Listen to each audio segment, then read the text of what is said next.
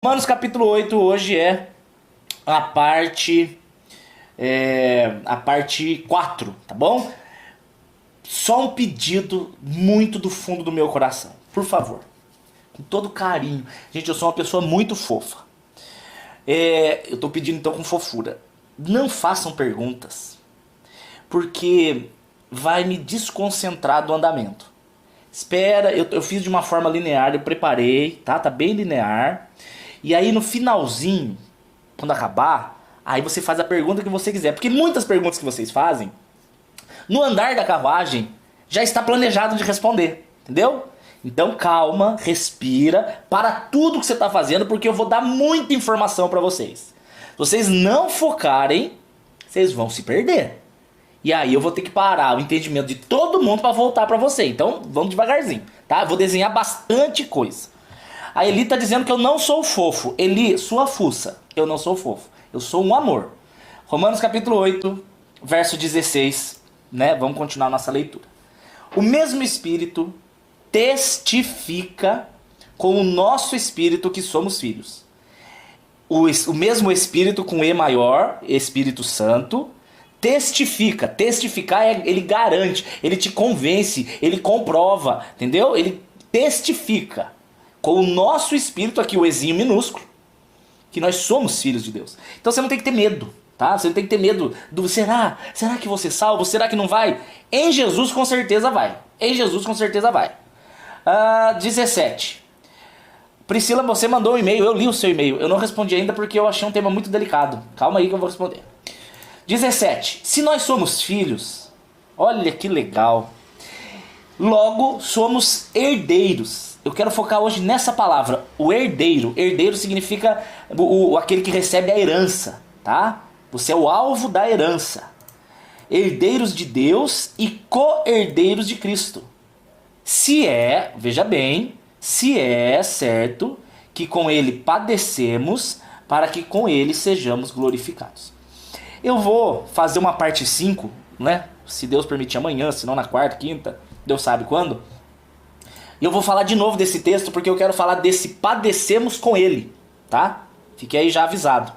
Porque muitas pessoas dizem que creem em Jesus, mas não morreram com Jesus. E o morrer com Jesus significa viver para ele, não mais para nós. Então não é o que eu quero fazer, é o que Deus quer que eu faça. Mas isso é assunto para segunda parte não, para a parte 5. Agora na parte 4 eu quero focar isso aqui, ó. Herdeiros de Deus e co-herdeiros de Cristo. Gente, herdeiro do quê? Se eu fosse filho, por exemplo, do Bill Gates, e ele me deixasse como herdeiro dele, eu ia herdar o quê? A Microsoft. A Microsoft seria minha. Então, o que Deus promete me dar como herança? Qual é a minha herança? Eu sou herdeiro do quê, meu Deus do céu?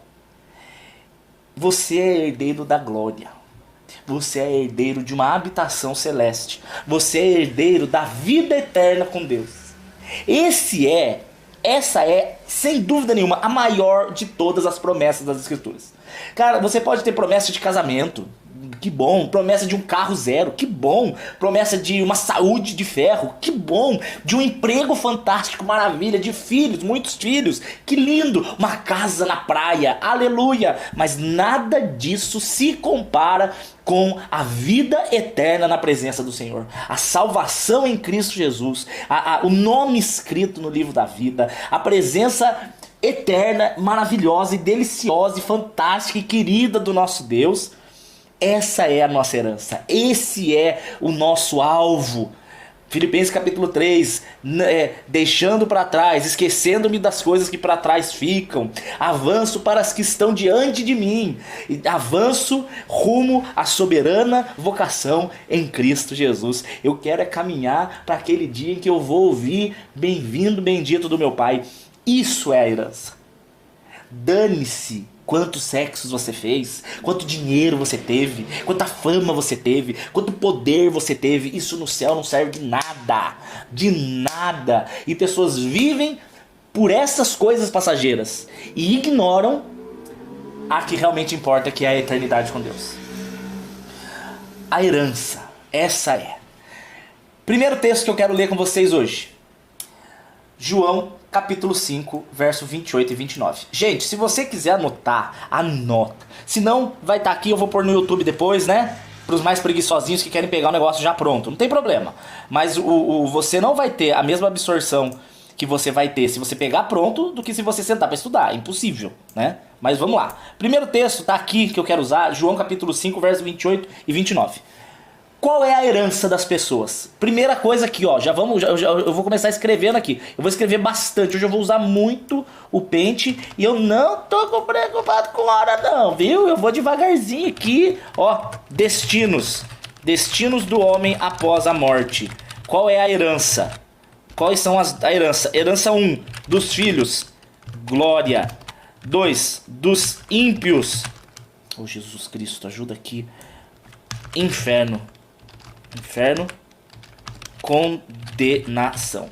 Não existe nenhuma outra possibilidade. Ou é glória eterna, ou é condenação eterna. Ou é o céu, ou é o inferno. Não existe purgatório.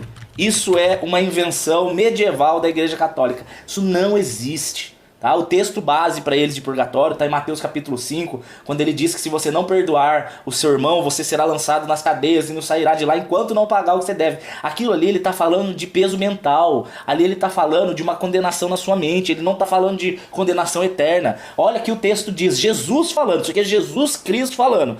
Não vos maravilheis disto, porque vem uma hora em que todos os que estão no sepulcro ouvirão a sua voz, a voz do Senhor, a voz da trombeta.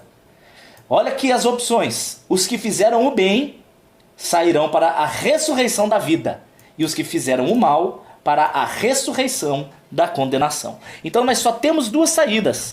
Ressurreição. Faltou um R aqui. Ressurreição da vida. E 2, nós temos a ressurreição da condenação. Preguiça, né? Deixa eu puxar aqui, vai. Condenação. Aí que fica a pergunta. Aqui que fica a pergunta.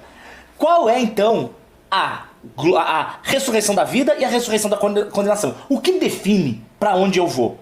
Simples. João capítulo 3. Olha aqui. João capítulo 3 diz assim no verso 16.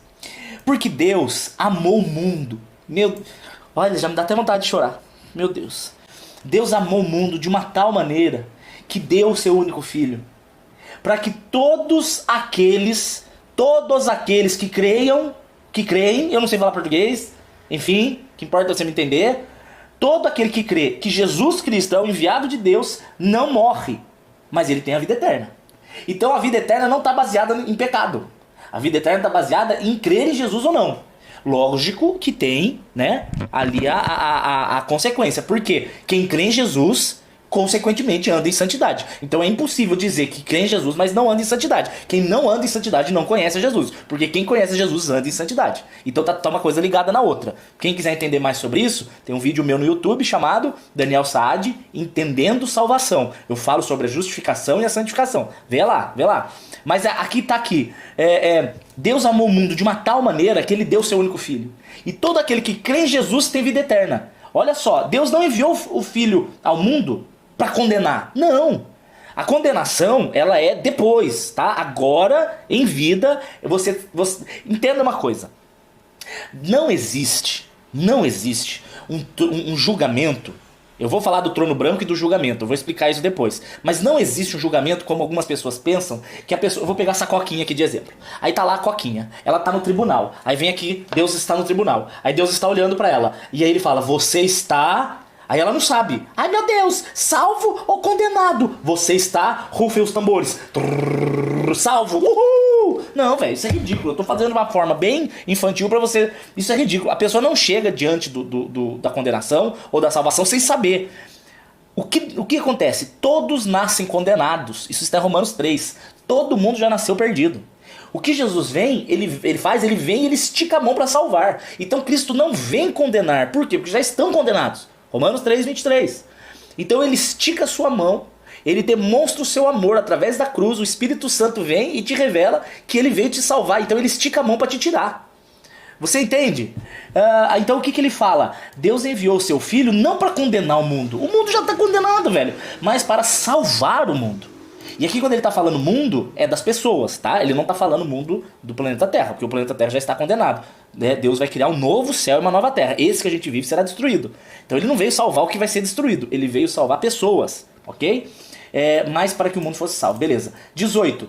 Quem crê... Olha aqui. Quem crê nele não é condenado. Então se você crê em Jesus, por consequência você anda em santidade, óbvio. Porque fica muito fácil, né? Quando eu falo, se você crê em Jesus, você está salvo, a pessoa fala, então é só levantar a mão na igreja, levantei a mão. Quem aceita Jesus? Eu, tô salvo. Não, não é simples assim. Isso é o início da justificação, mas é necessária a santificação depois. É necessária uma postura, busca por Jesus. Senão, você vai cair na parábola de Mateus 13, da semente que caiu no meio do caminho. Ou na semente que caiu na pedra, ou na semente que caiu nos espinhos. Ela até chega a crescer, mas o espinho sufoca o pecado, os desejos. Então ele fala aqui, ó, se você crê, você está salvo. Mas olha qual é a condenação. A luz veio ao mundo. Meu Deus, ele está falando de Jesus. Mas os homens amaram mais as trevas do que a luz, porque as suas obras eram más. Então o que define a minha salvação ou não? Simples. Se você crê que Jesus Cristo é o Senhor, morreu por você, você abraça essa ideia e vive essa ideia, você é salvo. Agora, se você rejeita Jesus Cristo e prefere outros deuses, outras religiões, ou os seus próprios desejos e pecados, condenado. Simples. Esses são os dois únicos caminhos, não tem outro caminho. Entendeu? Jesus Cristo ele não é ecumênico, ele nunca foi. Tira da sua cabeça que Jesus faz parte de um todo. Jesus faz parte de um grupo. Onde todos se abraçam, Jesus abraçado com Buda, com Allan Kardec, com sei lá, Gandhi, Krishna, aquele elefante lá, o Ganesh, todo mundo abraçado, cantando Imagine All the People. Não, Jesus não é assim. Jesus Cristo ele fala assim, eu sou o caminho, a verdade e a vida, o resto não é. Então ele automaticamente já define, em vida você já define o seu futuro. Está com Jesus, vida eterna. Não está com Jesus, condenação. Fim. E não se discute isso. Então aqui a palavra diz assim, Jesus, de novo, vou ler João capítulo 5, verso 28. Não vos maravilheis disso.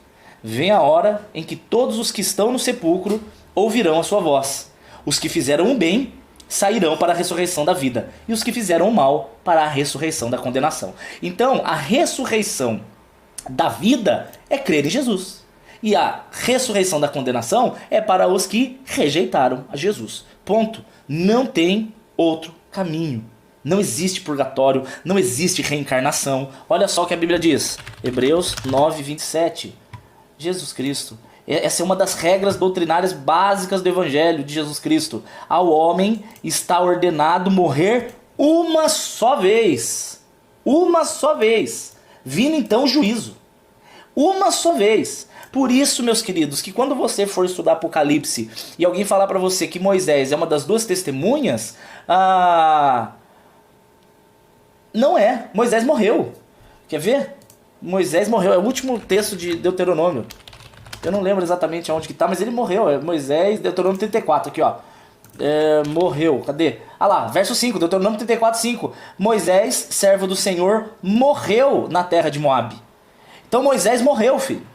Então se Moisés morreu e Apocalipse 11 fala que as duas testemunhas morrem, então como que Moisés seria uma das duas testemunhas se ele já morreu e a Bíblia só diz que só pode morrer uma vez? Então não é Moisés uma das testemunhas. Elias pode ser? Pode, porque Elias foi arrebatado.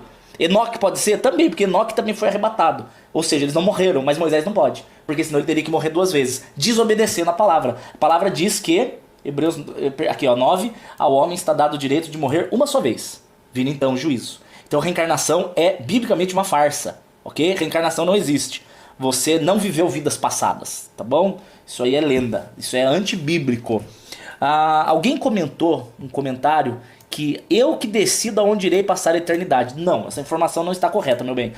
Quem decide é o Espírito Santo, porque é o Espírito Santo que se revela, é o Espírito Santo que se mostra, é o Espírito Santo que convence. A única coisa que o ser humano faz é rejeitar.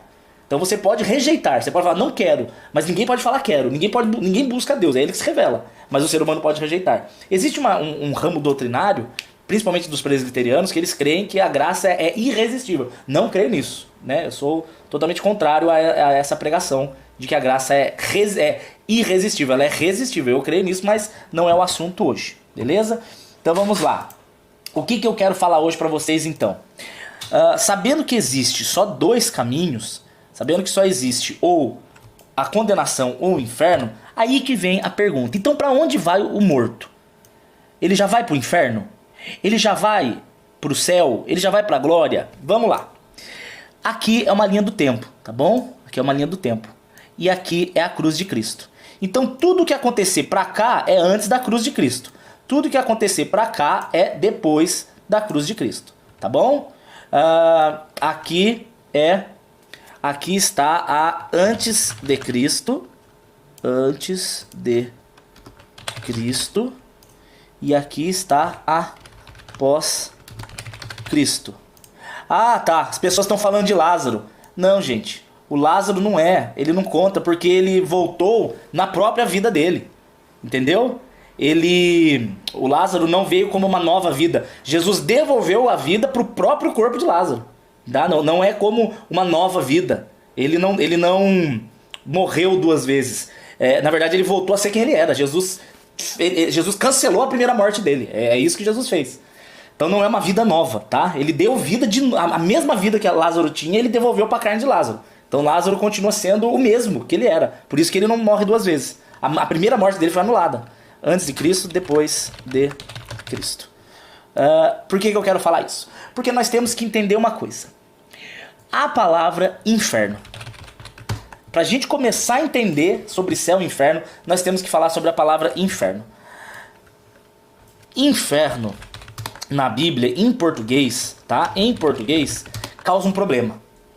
Porque dois lugares diferentes são chamados de inferno na Bíblia em português, mas são dois lugares diferentes. A Bíblia diz aqui, ó, que tem um lugar chamado Hades. Eu vou explicar tudo isso aqui. Que Hades é em grego ou Sheol em hebraico. Esse aqui é o primeiro lugar. O segundo é o Geena, que é... Ai, droga, tem que deixar um espacinho aqui. Que em português a tradução melhor seria sepultura. Tá bom? E existe um segundo lugar, que é o Geena, que a melhor tradução é lago de fogo. Então vamos lá. Quando a Bíblia fala, na Bíblia em português, sobre inferno... Gente, eu pedi para não fazer pergunta agora, por favor. E sobre essa pergunta da lembrar no céu, eu já fiz tanto um vídeo sobre isso, quanto uma crônica, tá bom? Pois eu mando para vocês, quem quiser, sobre as lembranças na glória. A palavra inferno em português, ele tem dois significados, são dois lugares diferentes para a mesma palavra, inferno. Esse primeiro, que é o Hades em grego ou Sheol em hebraico, é o lugar aonde estão hoje, ó, eu vou escrever aqui, hoje os ímpios. Preste atenção, esse lugar, o primeiro. Segundo é o lago de fogo. Isso mesmo que eu já escrevi ali embaixo. Vou mostrar para vocês. Quando foi antes de Jesus, existia um lugar chamado Hades e um lugar chamado Seio de Abraão. Eram os dois únicos lugares que tinha antes de Cristo. Tá? Abração, não, aí é difícil, né? Seio do Abração. Hades e Seio de Abraão. São os dois lugares que existiam. E após Jesus tem a glória e o Hades. O seio de Abraão não mais. E aqui eu vou colocar, ó. Nossa Deus, que legal, velho. Tomara que vocês estejam entendendo. Aqui, depois, eu vou colocar aqui como sendo o arrebatamento. E Dani, defendo, se você crer diferente, não tem problema, a gente continua sendo irmão. Eu defendo o arrebatamento da igreja antes da volta de Cristo. A volta de Cristo para mim é depois. E aqui eu coloco a volta de Jesus. E aqui, ó, continuar aqui essa linha, nós vamos ter Olha só, olha só. Aqui nós vamos ter milênio. E aqui depois começa... Aqui vem o trono branco. Calma, vocês vão entender tudo isso aqui. Eu vou explicar em detalhes tudo isso. E aqui vem o Nova Jerusalém. Beleza? Então vamos lá. Preste atenção para você não se perder, ok? Antes de Jesus Cristo, não havia ainda o perdão dos pecados, ainda não existia o derramamento do sangue para o perdão dos pecados, tá? Ainda não tinha acontecido a cruz de Cristo, ainda não tinha acontecido. Então, existia um lugar, gente, isso que eu estou desenhando é uma figura, tá? Não é exatamente assim, mas é só para você tentar entender. É como se fosse um local onde existia aqui no meio um abismo, ok? Um abismo, eu vou explicar tudo isso. Abismo. E aí, de um lado, o Hades, e do outro lado, o seio de Abraão. Isso aqui antes. Olha só que interessante esse texto. Só para vocês verem aqui, ó, como não é a mesma coisa. Aqui no verso 14, está dizendo assim, ó. E a morte e o inferno foram lançados no lago de fogo. Essa é a segunda morte. Eu não gosto dessa tradução, porque aqui ele está falando que é a morte e o inferno. Só que essa palavra inferno aqui é Hades. Essa palavra não deveria ser inferno. A palavra inferno é para o lago de fogo, é o segundo lugar. Então a tradução correta aqui deveria ser: e a morte e o Hades foram lançados no inferno. Ok? Presta atenção. Ele está dizendo que a morte mais o Hades, os dois juntos foram lançados no lago de fogo. Então, de uma certa forma, o inferno não existe ainda. O lago de fogo, ele ainda não existe. O lago de fogo, ele é depois do trono branco. Eu vou colocar aqui para vocês, ó. Lago de fogo. Então o lago de fogo ainda não existe. O que existe hoje é o Hades. O Hades é a mansão dos mortos. É o local aonde vão a alma dos ímpios. Espero que vocês estejam entendendo por enquanto. Tudo isso aqui é necessário para que a gente tenha um andamento. Então Jesus ele conta uma parábola que eu quero ler para vocês aqui, para que vocês entendam essa figura do seio de Abraão e essa figura do Hades, ok? Vamos lá. Jesus ele conta uma parábola que eu não creio ser parábola. Por quê? Porque Jesus dá nome para as pessoas. Quando Jesus dá nome para as pessoas, eu creio que é história. Ele conta algo que aconteceu. E Jesus ele conta algo que aconteceu antes da cruz. Então ele está falando algo que aconteceu nesse período pré-cruz aqui, ó, que envolve esse período para cá. Desde Adão até Jesus é o período pré-cruz. De Jesus em diante é o período pós-cruz, ok? A cruz muda tudo. Na cruz houve o perdão dos pecados, houve o derramamento de sangue, e eu vou mostrar para vocês o que Jesus fez com o seio de Abraão. Então vamos lá. Vamos pegar aqui uma pessoa, tá? Eu vou desenhar de vermelho. Essa pessoa aqui, gente, presta atenção mesmo, tá? E eu vou colocar de azulzinho aqui essa outra pessoa. Esse cara de vermelho não serviu a Deus, nunca. Ele não amava a Deus, ele não se importava com Deus, ele é um cara totalmente ímpio. Ele morreu, ele vai pro Hades, ok? Ele está lá no Hades. Já esse outro cara, pega um personagem da Bíblia, uma personagem da Bíblia que se chama Davi. Davi era um cara que era perturbado, tinha muitos problemas, muitos pecados, mas ele cria no Senhor, ele participava do sacrifício, ele oferecia o cordeiro, né, na Páscoa. Então ele morreu crendo que Deus era o Senhor, crendo na vinda do Messias, só que o Messias ainda não tinha vindo. Então Davi morre e vai para o seio de Abraão. Entendeu? Beleza até então? Isso aqui é antes de Cristo, antes de Jesus. O ímpio vai para o Hades e o justo ia para o seio de Abraão. Detalhe, o que acontece no Hades? A Bíblia conta aqui que o Hades é um lugar de sede, de calor e de sofrimento. Esse é o Hades. Enquanto o seio de Abraão é um lugar de repouso. Mas o seio de Abraão não é a glória, ok? Era um lugar antes da cruz. Vamos ver o que Jesus conta em Lucas 16 para você ver como é que funciona isso aqui na prática. Gente, me ajuda aí, né? Dá um joinha aí, compartilha, custa nada você curtir aí e compartilhar esse negócio. Vamos lá. Havia um homem rico que se vestia de púrpura.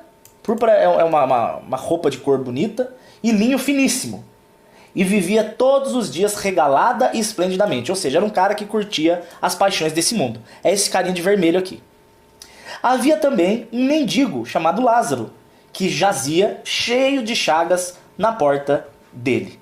Então esse carinha de azul é o Lázaro, tá? Detalhe, esse Lázaro não é o Lázaro que Jesus ressuscitou, ok? Só é uma coincidência ser o mesmo nome. Não é a mesma pessoa, tá bom? Não misture. O pobre, no caso, né, o Lázaro, o mendigo, desejava comer até as migalhas que caíam da mesa do rico. Era um cara que sofreu, era um cara que sofria. E aconteceu que o mendigo morreu e foi levado pelos anjos para o seio de Abraão. Então ele foi trazido aqui, ok? E morreu também o rico. E ele só foi sepultado. Ou seja, ele foi para o Hades. Não teve anjo nenhum participando disso. Ele foi levado para a mansão dos mortos, que é o Hades. Só que olha aqui o verso 23. Aqui tá de novo errada a palavra. E no inferno ergueu os olhos estando em tormentos. Não, não é no inferno. É no Hades, ok? Inferno mesmo é o lago de fogo que vai vir depois do trono branco. A gente vai chegar lá. Então no inferno, aqui, o Jesus Cristo, como é o nome desse cara? Ah, não fala, né? O rico, ele ergueu os olhos. Então se ele ergueu os olhos, parece que ele está embaixo, né? Ele ergueu os olhos, parece que o cara está em cima. Então é como se fosse uma distância, assim, não sei. Estamos viajando. Ergueu os olhos estando em tormentos. Então o Hades é um lugar, vou escrever aqui para você não esquecer, lugar de tormento. Então ele ergueu os olhos em tormentos e viu lá longe Abraão. Esse aqui é o Abraão de Isaac, Jacó mesmo. E ele viu Lázaro no seu seio, ou seja, Lázaro provavelmente estava deitado. Abraão aqui é uma figura do pai, tá? Abraão é uma figura do patriarca dos judeus. Abraão é o primeiro hebreu, é o primeiro. Deus começou, a partir de Abraão, a família dos hebreus, que depois foram chamados de judeus, por causa da Judéia, e depois de israelitas, por causa do neto de Abraão, que era Jacó, que Deus mudou o nome para Israel, por isso que eram os israelitas. Então, hebreu de Abraão, ou judeu da Judéia, ou israelita de Israel, não tem problema, mesmo povo, tá? E aí olha aqui, Lucas 16, verso 23. E Lázaro estava deitado no seu peito. Sinal de descanso, tá vendo? De repouso. E o rico começou a clamar, dizendo: Pai Abraão, tem misericórdia de mim. Então detalhes, gente, detalhes. O rico tinha memória. Ele sabia quem era Abraão, ele sabia o que estava acontecendo com ele sabia que estava em sofrimento. Então essa ideia que as pessoas têm, que elas morrem e elas acordam: onde estou? Quem sou? Por que está tudo de branco? Ou por que está tudo pegando fogo? O que está acontecendo? Havia um demônio: você pecou e você está no inferno. Ou vem um anjo: é porque você está no céu. Não, gente, para com essa besteira. Tem memória, as memórias não são apagadas. Você não cria uma amnésia quando você morre. Então tem total noção do que está acontecendo e total memória. Então ele está em sofrimento e ele clama: Abraão, tem misericórdia de mim. Manda Lázaro que molhe o dedo na água e bota na língua, porque eu tô ficando louco. Gente, eu imagino o desespero que esse cara tava. Porque assim, se você tá com sede, a Eli, por exemplo, quando a gente viaja, ela fica com fome, de passar mal de fome no meio da viagem. E ela fica: Dani, pelo amor de Deus, me dá comida, senão eu vou morrer. Ela tá na aflição, só que essa aflição dela tem uma esperança de ser resolvida. Porque eu vou parar em algum posto, algum restaurante, ela vai comer, tá resolvida. Então ela não fica tão aflita porque há esperança. Agora, o desespero do inferno é não haver esperança para a solução da sua aflição. Isso é desesperador. Isso é alucinantemente desesperador. Então o Lázaro estava lá descansando com Abraão e o rico estava nesse tormento. E ele fala: por favor, molhe o dedo na minha língua. Então você vê alguns detalhes. Ele tinha língua. Então ele tinha como se fosse algum corpo. Ainda que fosse de forma espiritual, mas tinha um corpo. E ele estava sendo atormentado na chama. Então Abraão disse assim: filho, lembra que você recebeu todos os seus bens na sua vida. Lázaro recebeu sofrimento, mas agora ele está sendo consolado e tu atormentado. A Bíblia não diz que os pobres são salvos. A Bíblia não diz que quem sofre é salvo. Não é isso. O que ele está mostrando, que Abraão está mostrando, é que o Lázaro, ele teve uma vida de sofrimento, mas ele era temente a Deus. Quer dizer que ser temente a Deus não impede que você viva uma vida de sofrimentos. Deixa eu dar um golinho d'água aqui que eu comecei a engasgar. Por isso que Paulo ele vai falar, a gente vai ler disso mais pra frente. Aliás, mais pra frente, o próximo verso, ele fala, ó, por isso que eu tenho por certo que as aflições deste tempo presente não se comparam com a glória que há de ser revelada. Isso é mostrado aqui, porque o Lázaro sofreu aflições em vida, mas ele permaneceu fiel a Deus. Por isso que ele agora está sendo consolado por toda a eternidade. Enquanto o rico, que viveu uma vida de luxo, ele está sendo atormentado por toda a eternidade. Então olha só o que ele fala no verso 26. Além disso, Abraão está falando agora para o rico. Há um abismo entre nós, de sorte que os que quisessem passar daqui para aí não conseguem, nem o daí para cá. Há uma teoria, isso é teoria, tá? Conjectura, que esse abismo é o chamado Tártaro na carta de 2 Pedro, que é o lugar...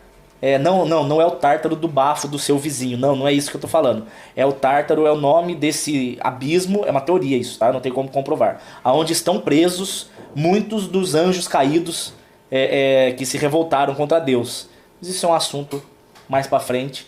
Isso está também no livro de Enoque, que é um livro apócrifo, muito louco. Se um dia você quiser ler, ele é só para conhecimento, tá? Ele não use como base doutrinária o livro de Enoque. Disse então disse o rico, eu te imploro, ó pai Abraão, manda o Lázaro, ele tava querendo aqui uma reencarnação, uma ressurreição que seja. Ele falou, vai lá, manda ele na casa do meu pai, porque eu tenho 5 irmãos, eu quero que ele conte para eles o que está acontecendo, para que eles não venham para esse lugar de tormento. Bom comentário, meu pai fez um comentário bom, ele não foi condenado porque ele é rico, tá? Ser rico não quer dizer que você... Nossa, já deu 40 minutos. Jesus Cristo. Ser rico não quer dizer que você está condenado. Do mesmo jeito que dizer que você é pobre não quer dizer que você está salvo. A Ellen pergunta qual é o versículo que fala que Lázaro era temente. Bom, o fato dele ter ido para o seio de Abraão já significa que ele não foi ao Hades. Se ele não foi ao Hades é porque ele encontrou misericórdia da parte de Deus. Então é impossível ter encontrado misericórdia para quem fosse incrédulo. A incredulidade é blasfêmia contra o Espírito Santo. Então vamos lá. Disse Abraão, não vou mandar ele lá não, porque ele já tem Moisés e os profetas. Moisés é uma figura das escrituras e o profeta é uma figura da pregação do evangelho. Então ele disse assim, não adianta, eles já têm a Bíblia e a pregação do evangelho, que ouçam a Bíblia e a pregação do evangelho. E disse ele, não Abraão, se algum dos mortos for ter com eles, eles vão se arrepender. E Abraão disse, não, se eles não ouvem a palavra de Deus e não ouvem a pregação do evangelho, eles não vão acreditar ainda que vejam milagres. Milagre não converte. Prova disso, o povo de Israel viu o mar abrir. E eles, mesmo vendo o mar abrir, 3 dias depois eles começaram a blasfemar contra Deus, querendo voltar para o Egito para ver cebolas, para comer cebolas. Então milagres não convertem. Quem converte é o Espírito Santo de Deus, só Ele. Se a pessoa não crer pela pregação do Evangelho, ela não vai crer ainda que veja milagre. Então esse texto aqui está mostrando sobre o Hades e está mostrando sobre o seio de Abraão, ok? Não é possível que já tenha passado 40 minutos. Que loucura, que loucura. Mas amém, vamos lá. Agora aconteceu um negócio muito alucinante aqui na... Deixa eu ver se eu consigo aumentar. Se eu consigo aumentar um pouco, eu vou precisar disso aqui. Consegui. Maravilha. Vou deixar ele aqui um pouquinho maior. Não tem problema que está invadindo a câmera. Eu prefiro o paintbrush agora. Na cruz de Cristo, gente, na cruz, Jesus Cristo, ele faz uma mudança nesse esquema todo. Porque quando Jesus Cristo morre, ele desce... Deixa eu copiar essa cruzinha aqui. Ele desce nas regiões inferiores da terra.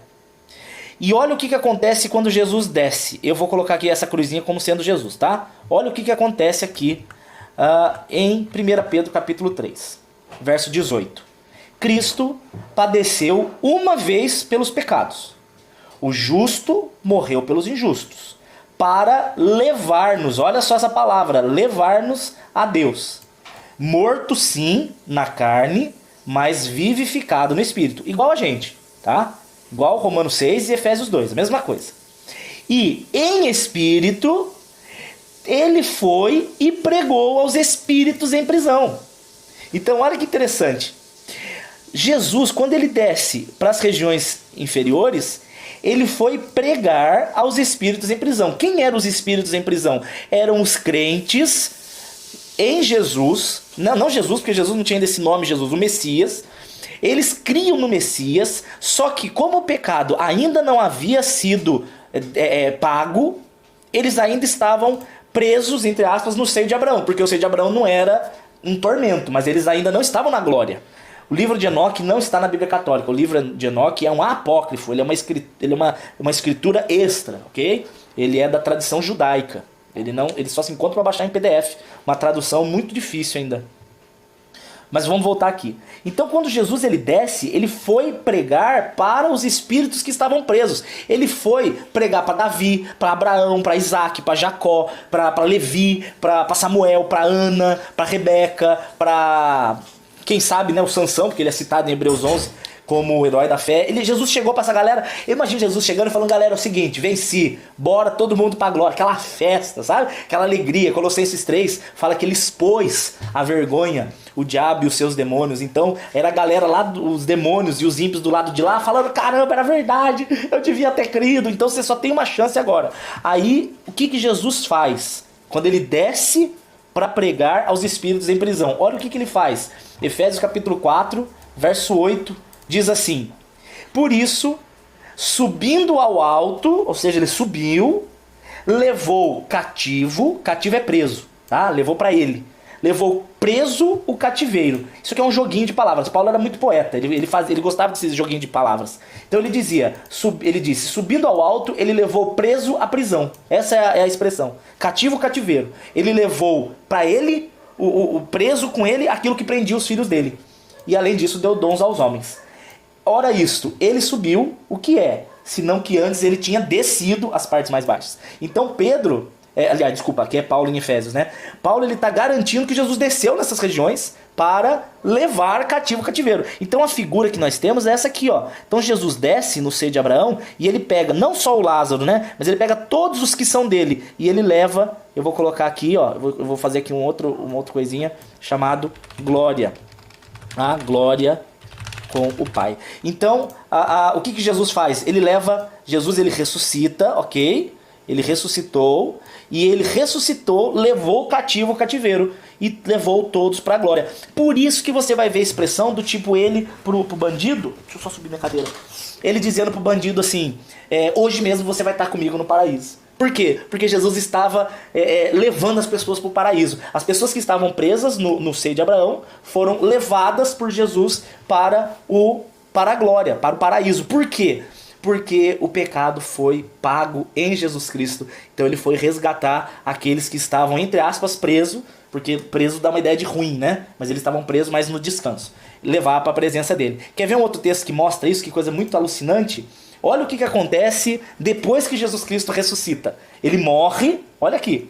No momento em que Jesus Cristo morre, o véu do santuário, eu já falei disso em outro texto, acho que foi no primeira aula de Romanos, capítulo 8, quando Jesus morre, o véu rasga de alto a baixo. O véu, ele fechava a entrada aonde ficava a Arca da Aliança. Então a Arca da Aliança ficava aqui dentro, e o véu separava, só entrava o sumo sacerdote na Páscoa, uma vez por ano, aquele negócio que eu falo outro dia para vocês sobre o ritual da Páscoa, eu falo outro dia. Só que ficava separado, a arca representando a presença de Deus e o povo separado fora. Só que quando Jesus morre, o véu rasga. E aí é uma figura de que o caminho para Deus está aberto. Não precisa passar por Maria, não precisa passar por santos, não precisa passar por pastores, não precisa passar por padres, não precisa passar por sacerdotes, não precisa passar por profetas. Não, você, através de Jesus Cristo, do sangue de Jesus, você recebe o livre acesso para o trono. Então você pode chegar direto no trono, tendo ousadia para entrar no Santo dos Santos, pelo novo e vivo caminho que Cristo abriu na sua carne.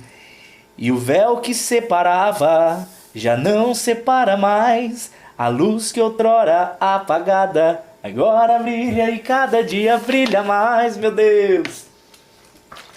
É isso.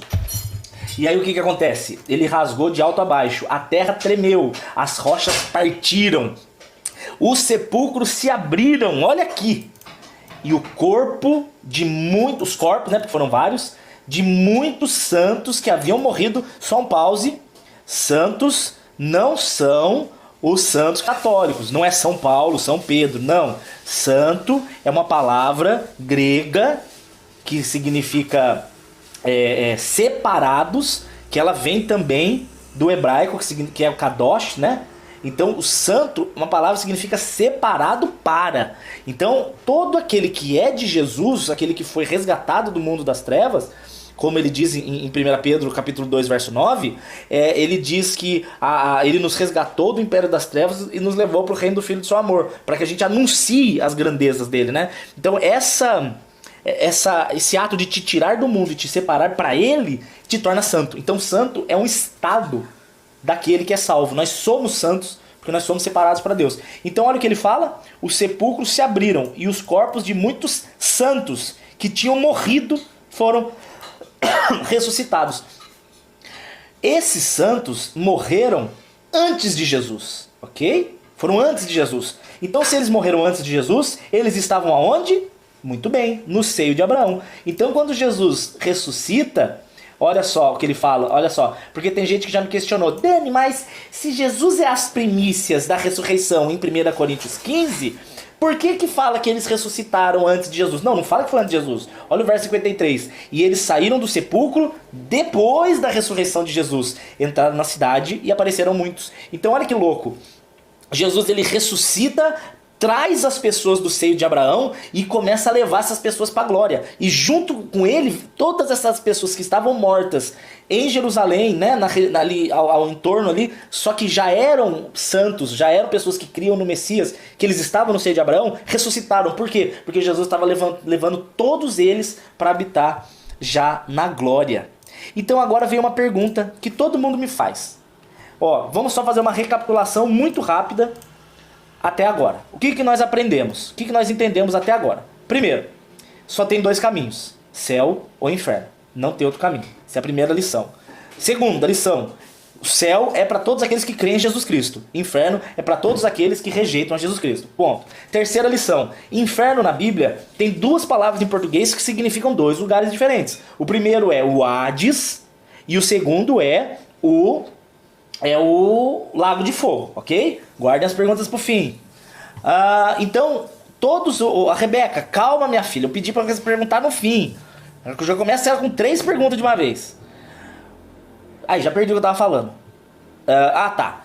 Então, todo aquele que morria antes de Jesus, ok? Todo aquele que morria ímpio já ia pro Hades. E todo aquele que morria crendo no Messias ia para o seio de Abraão.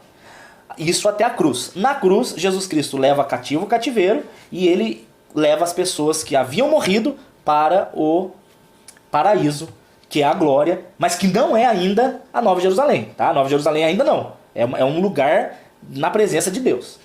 E aí, qual é a pergunta que me fazem constantemente? Então vamos falar de mim, eu agora, tá bom? Vou fazer ele aqui bem bombadinho, porque sou eu, lógico. Abdômen, trincado, Dani. Esse aqui é o Dani, né, Linéia? Bombadinho. Estou aqui. Aí Jesus Cristo resolve me fazer um bem e ele resolve me levar embora desse mundo horroroso. Morri, graças a Deus. Aí o que acontece? Para onde eu vou? O que acontece comigo? Porque até então vocês aprenderam o que aconteceu antes de Jesus e na cruz. E depois? A minha morte eu estou vivendo. Estou depois da cruz. Pegando essa linha do tempo, eu estou antes do arrebatamento. Estou aqui. Morri. O que acontece? Eu vou para o seio de Abraão? Eu vou para o Hades? Eu vou para a glória direto? Ou, como alguns creem, Dandan está, dormindinho. Isso aqui é um Z. Até hoje eu não sei porque que o pessoal coloca Z para quem está dormindo.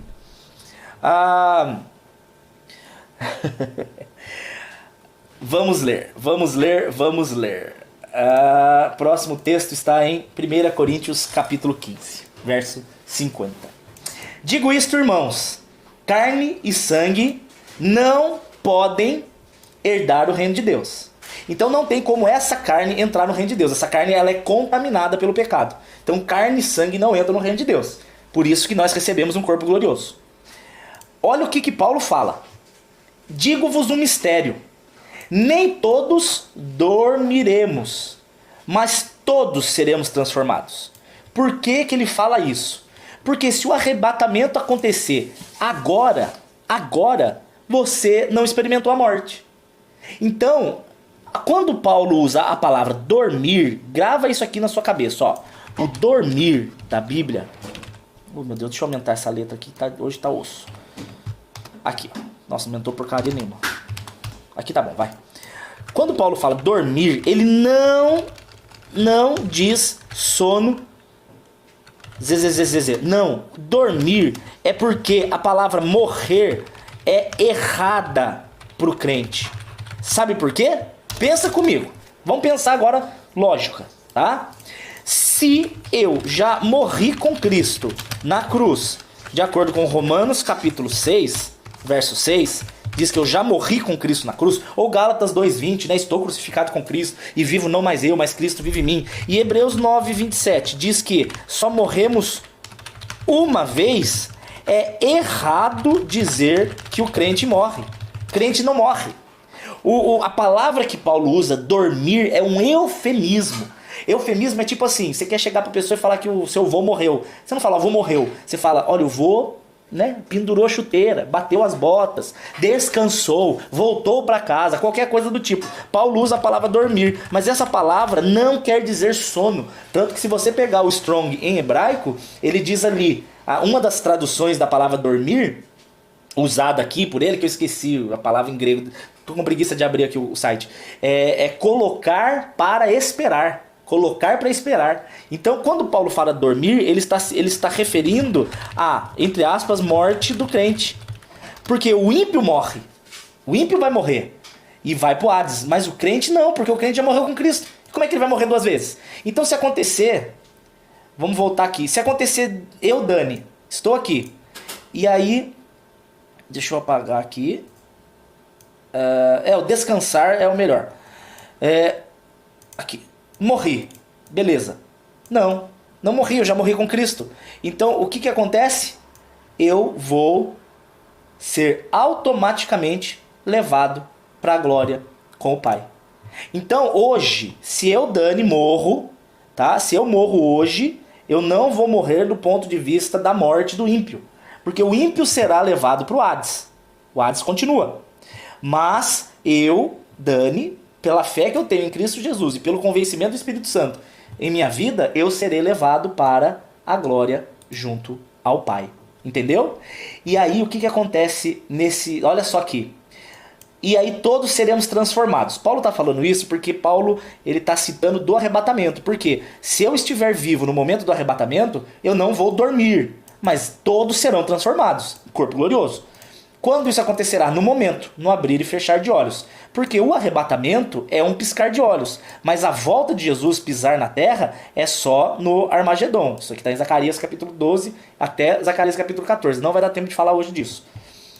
Os mortos ressuscitarão, incorruptíveis, e nós, né, ele está falando que nós, os que estão vivos, serão transformados. Olha que interessante esse outro verso aqui, ó. Se cremos que Cristo morreu e ressuscitou, isso aqui está em 1 Tessalonicenses 4. Se cremos que Jesus morreu e ressuscitou, assim também aos que em Jesus dormem, ou seja, nós os que estamos na glória.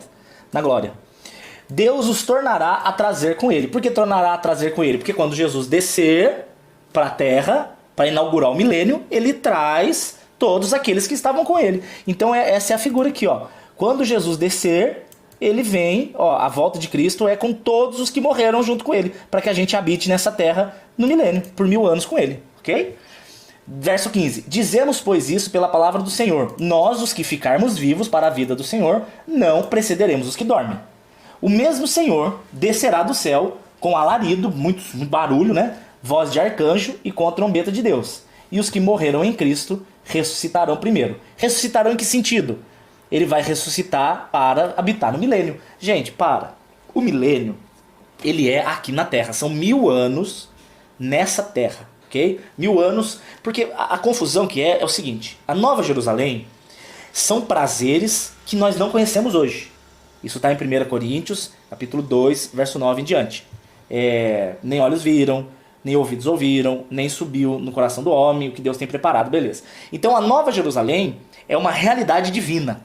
Por isso que quando João vê, ele fala, meu Deus, é rua de ouro, é mar de cristal, é portas de pérolas, é outra realidade. O milênio não, o milênio são 1000 anos no planeta Terra, na figura que era para ser no Éden. Então vai ter animal. A Bíblia diz em Isaías capítulo 11 que o cordeiro dorme com o leão e a cobra vai dormir com o cachorrinho. Eu tô mudando os bichos para ficar tal. Então você vai estar andando abraçado com o jacaré, e o jacaré ele não vai te matar porque não vai ter morte. Então são 1000 anos. Ai, vontade de ir pra neve, nós vamos pra neve. Ai, que vontade de mergulhar, nós vamos mergulhar. Ai, que vontade de ir pra África. Não sei se vai existir África, mas vamos lá andar de zebra. Entendeu? Então assim, o milênio são os 1000 anos reinando com Cristo nessa terra. Por isso que precisa ressuscitar, para que nós possamos habitar nesse plano terreno.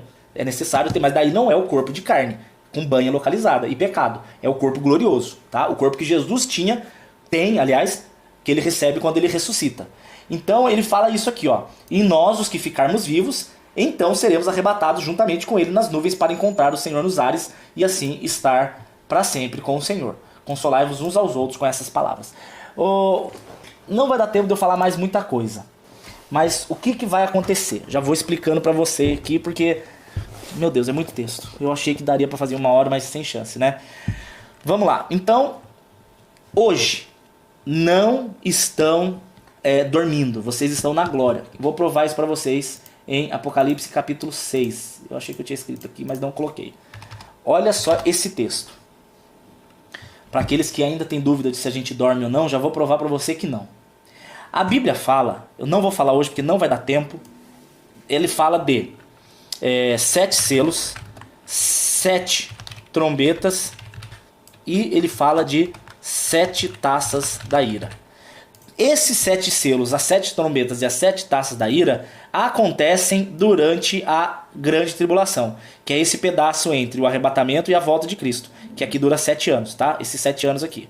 Nesse momento aqui, acontece os 7 selos, as 7 trombetas e as 7 taças. O Armagedon, que é a destruição da terra para início do milênio, é só depois dos 7 selos, 7 trombetas e 7 taças. Agora olha que interessante isso aqui. Quando João vê o 5º selo aberto, ou seja, ainda tinha o 6º para ser aberto e o 7º para ser aberto, então não era o fim ainda. Ele fala que ele viu debaixo do altar as almas dos que foram mortos por amor da palavra de Deus. Então ele já viu gente diante do altar de Deus. Então João disse que na abertura do 5º selo, ou seja, que acontece mais ou menos aqui, quase no finalzinho dos 7 anos, o que João vê? Exatamente o que eu falei, pessoas diante do altar de Deus clamando. Então aqui a gente já tem uma prova de que as pessoas não dormem. Porque se as pessoas dormissem, elas só seriam acordadas depois dos 7 selos. Entende? Se a visão dos que morrem hoje em Cristo dormem, que é a visão, por exemplo, de adventistas, eles dizem que você hoje está dormindo. O crente que morre em Jesus está dormindo. Mas, cara, não tem como ele estar dormindo, porque se na abertura do 5º selo, que é antes do fim, João vê, olha o que ele vê. Almas dos que foram mortos por amor da palavra de Deus e por amor do testemunho que deram. Então João vê pessoas crentes que morreram defendendo o nome de Jesus. E aí eles ainda falam, eles clamam, nossa, cuspi. E eles clamam assim dizendo: Senhor, até quando o Senhor vai demorar para julgar o nosso sangue dos que habitam a terra? O que isso aqui está mostrando? Gente, eles estavam diante de Deus clamando vingança do que aconteceu com eles. Então se eles estavam clamando vingança, eles têm memória do que aconteceu com eles. Então esse texto já mostra 2 coisas muito claras. Tem gente no céu antes do fim do mundo. E 2, as pessoas que estão no céu, diante da presença do Pai, têm memória. Então, gente, acabou, velho. Acabou. Aqui já está respondido. Outro texto que daí, só para a gente acelerar, o que acontece aqui? Depois, então, do arrebatamento da igreja, que é quando os salvos se encontram, não mistura uma coisa aqui. No arrebatamento, preste atenção. No arrebatamento, os crentes, ok, se encontram com os crentes vivos, os crentes que já morreram, nas nuvens. Eles se encontram nas nuvens. Então, o arrebatamento não é Jesus pisando na terra. Não mistura. O momento que ele pisa na terra e no Monte das Oliveiras, e o Monte das Oliveiras abre, que está descrito em Zacarias capítulo 14, este momento é no Armagedon, é no final dos 7 anos. Então o arrebatamento é o encontro dos crentes vivos com os crentes que já morreram. Então, meu querido, se você tem uma mamãe, um papai, um filhinho, um vovô, um tio, qualquer pessoa que morreu crente, Nesse dia do arrebatamento, vocês se reencontrarão para o que é chamado de bodas do Cordeiro. Bodas, Jesus, do Cordeiro. Meu Deus, tá difícil de escrever aqui hoje. Vai tudo torto, a letra tá grande. Meu Deus do céu, que benção. Gosto muito dessa baguncinha boa. Nossa, 400 daí vai sumir tudo, é 40. Aqui, ó, bodas do Cordeiro. Bodas do Cordeiro são esses 7 anos nas nuvens. Então nós estaremos com Abraão, com Isaac, conversando com Paulo, conversando com João, conversando com Tiago, abraçando Isaías, Maria Madalena, Maria mãe de Jesus de Nazaré, porque Maria não é mãe de Jesus Cristo, Maria é mãe de Jesus de Nazaré. Jesus de Nazaré é o corpo humano, Jesus Cristo é o Deus ressuscitado. O Deus ressuscitado é criador de Maria, não tem como Maria ser mãe de quem criou ela. Então Maria é mãe do corpo humano que Jesus assume nessa terra, que recebe o nome temporário de Jesus de Nazaré. Mas esse Jesus de Nazaré morreu na cruz. Quem ressuscita é Jesus, o Cristo ressuscitado, ok? Não mistura as coisas. Então vai estar lá o Pedro, vai estar lá, enfim, essa turma toda aí. E aí Jesus ele vem e pisa na terra só no final. Aí vai ter o milênio, né, que são os 1000 anos nessa terra. E aí, gente, vai acontecer um evento que é o evento mais cósmico da história da Terra, que é o chamado Trono Branco. Preste atenção aqui. Olha só, Apocalipse capítulo 20. Deixa eu achar aqui onde é que está o Apocalipse 20. Achei. Ó, depois dos 1000 anos, acabaram os 1000 anos, Satanás será solto, não quero falar disso hoje porque não vai dar tempo. Aí o que acontece? Vi um trono branco. Vi um trono branco, e vi o que estava sentado sobre o trono branco, e da presença dele fugiu a terra e o céu. Esse evento vai ser... E eu vi os mortos, os grandes e os pequenos, que estavam diante de Deus. Olha, presta atenção, para de escrever e presta atenção. E abriram-se os livros, e abriu-se um outro livro, que é o da vida. Então são vários livros que foram abertos, que são os livros da condenação, e um livro só da vida. Isso aqui mostra como são poucos os salvos. Muitos são chamados, mas muito poucos os escolhidos. Então, o que ele está falando? Que os mortos foram julgados pelas coisas que estavam escritas nos livros, segundo as suas obras. Então, gente, esse trono branco não é para condenação ou salvação. Porque quem já é condenado já está no Hades. Quem é salvo já está na presença. Qual a necessidade do trono branco? O trono branco é para a recompensa. Preste atenção, é para a recompensa. Recompensa, galardão ou castigo. Vou dar um exemplo para vocês. Lucas, capítulo 12. Deixa eu confirmar se é esse mesmo. Muitos.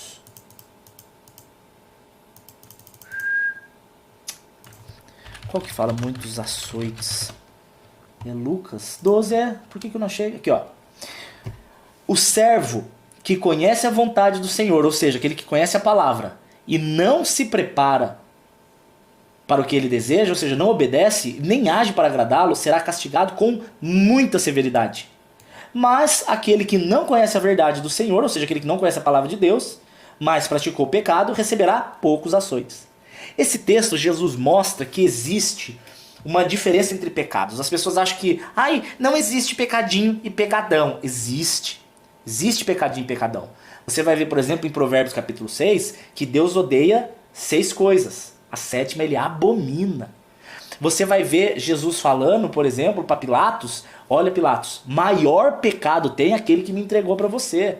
Então você vai ver que existem pecados que são mais graves. E de acordo com essa palavra de Lucas 12, tem pessoas que serão castigadas com castigos leves e outras que serão castigadas com castigos terríveis. Só que se é leve ou se é terrível não importa, porque vai estar no inferno, é uma desgraça. Só que existe também o galardão. O galardão é a recompensa dos salvos. Que recompensa? Mas eu já não estou salvo? Sim, você já está salvo. Mas existe alguma coisa, algum tipo de presente que é chamado galardão, só que a Bíblia não explica o que é. Eu tenho uma teoria.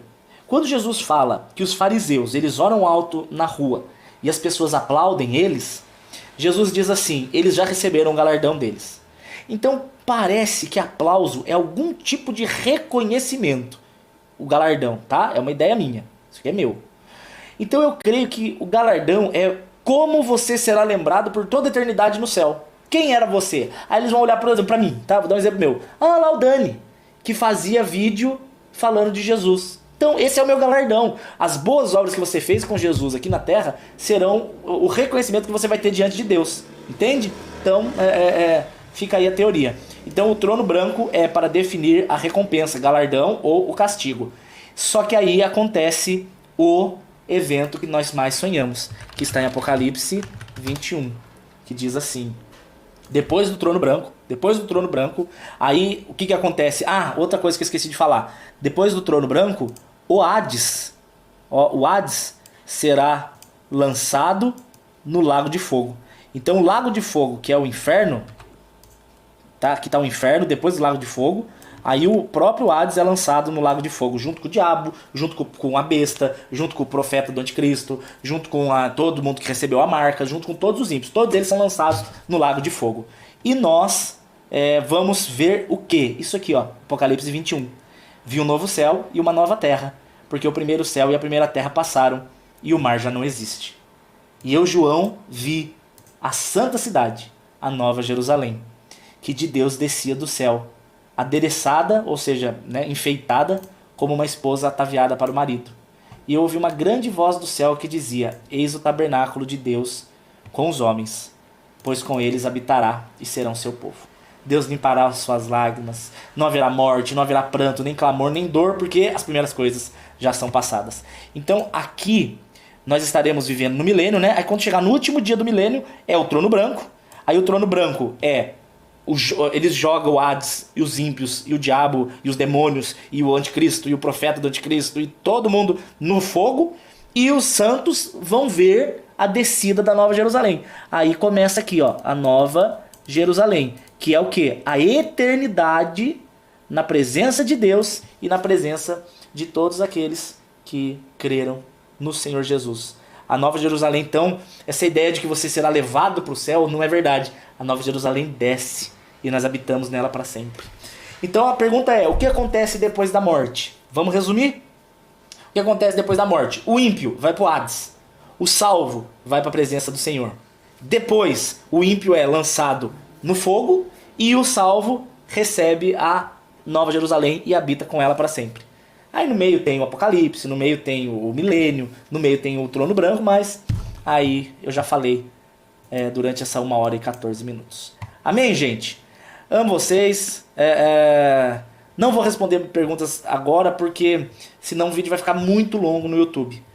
Se você quiser fazer alguma pergunta, se ficou alguma dúvida, manda um e-mail para mim e tento te ajudar. Tá bom? Outra coisa, se você quiser receber as crônicas, eu escrevi uma crônica sobre os mortos, a lembrança no céu. Se você quiser saber o que acontece, manda um e-mail para mim, tá aqui embaixo, daniel.saad@uol.com.br. E lá no finalzinho tem os dados. Se você quiser manter essa obra, se você quiser ajudar essa obra, se você quiser que não pare, tem conta a pagar, Jesus Cristo, enfim, se você quiser abençoar. Mas me avisa, tá? Eu faço questão de orar por você. Eu tenho um voto com Deus de orar de um por um. Então não deixe de me avisar se você abençoar, para que essa obra não pare, tá bom? Amo vocês, gente, de verdade. Espero que tenha ficado um pouco claro. Se não ficou, pegue os textos que eu dei, vai ler de novo, que Jesus Cristo fale com vocês. Amém? Quero ver vocês na glória.